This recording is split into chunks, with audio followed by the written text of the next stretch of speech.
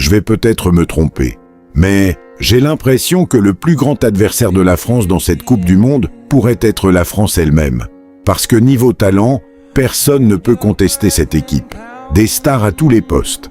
Des joueurs qui brillent dans les plus grands clubs du monde.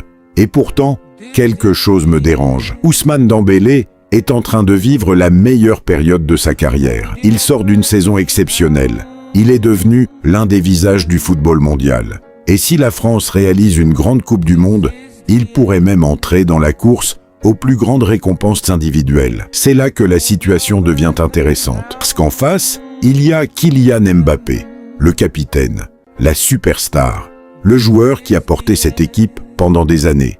Mais que se passe-t-il lorsqu'une autre star commence à attirer autant, voire plus de lumière? Les grandes équipes gagnent lorsque chacun accepte son rôle. Mais elles peuvent aussi se fragiliser lorsque plusieurs joueurs veulent devenir le centre de l'histoire. Et c'est la question que je me pose aujourd'hui. La France va-t-elle rester un collectif? Ou va-t-elle devenir une équipe où chacun cherche à écrire son propre récit? Car dans une Coupe du Monde, les trophées ne reviennent pas toujours à l'équipe la plus talentueuse. Ils reviennent souvent à celle qui est la plus unie. Une chose est sûre, si la France veut aller au bout, les individualités devront passer après l'objectif commun.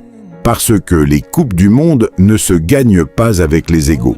Elles se gagnent avec un groupe prêt à tout sacrifier pour le même rêve.